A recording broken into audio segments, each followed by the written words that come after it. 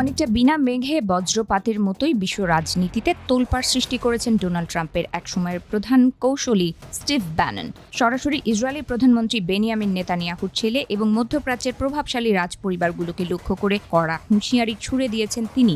তার সাফ কথা, যুদ্ধের ময়দানে মার্কিন সেনাদের পাঠানোর আগে এই বিলাসপ্রিয় বরপুত্রদের ফ্রন্ট লাইনে দাঁড় করাতে হবে।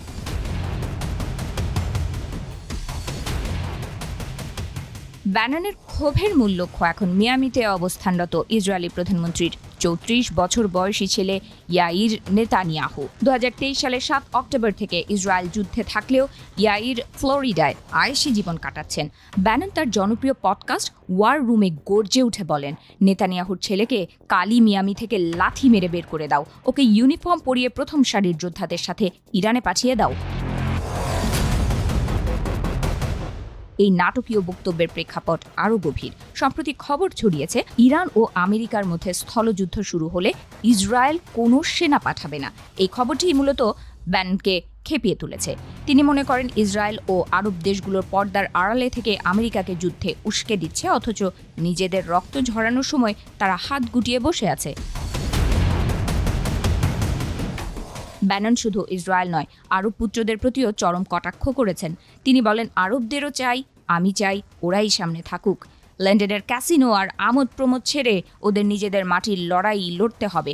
বিশেষ করে সংযুক্ত আরব আমিরাত, সৌদি আরব ও কাতারের রাজপুত্রদের তিনি সরাসরি যুদ্ধের ময়দানে আসার আহ্বান জানান। আমিরাতের প্রেসিডেন্ট মোহাম্মদ বিন জায়েদকে উদ্দেশ্য করে ব্যানন বলেন, ওদের একটা সেনাবাহিনী আছে যারা লড়াই করতে জানে। ইরানের খয়েক দ্বীপ দখল করাই হওয়া উচিত ওদের লক্ষ্য।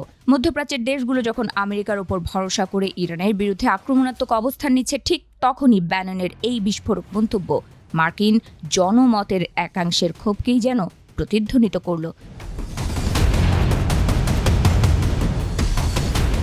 ব্যাননের এই অবস্থানের পেছনে রয়েছে ট্রাম্পের সেই পুরনো আমেরিকা ফার্স্ট নীতি। তিনি মনে করেন, অন্য দেশের হয়ে আমেরিকান তরুণদের জীবন উৎসর্গ করার দিন শেষ। ইসরায়েল বা উপসাগরীয় রাষ্ট্রগুলো যদি ইরানকে পরাজিত করতে চায়, তবে সেই লড়াইয়ের নেতৃত্বে তাদের নিজেদের সন্তানদেরই থাকতে হবে। বিদেশের বিলাসবহুল রিসর্টে বসে হুকুম দিলে চলবে না। বিশ্লেষকদের মতে, ব্যানন এখানে এক সূক্ষ্ম দড়িবাজির খেলা খেলছেন। একদিকে তিনি ট্রাম্পের ইরান নীতির প্রকাশ্য বিরোধিতা করছেন না, অন্যদিকে আমেরিকান পপুলিস্ট বা সাধারণ মানুষের ক্ষোভকে উস্কে দিচ্ছেন। তিনি ইসরায়েলকে আমেরিকার আশ্রিত রাজ্য হিসেবে উল্লেখ করে বুঝিয়ে দিয়েছেন যে দাতাগ্রহিতার এই সম্পর্কে তিনি যথেষ্ট বিরক্ত।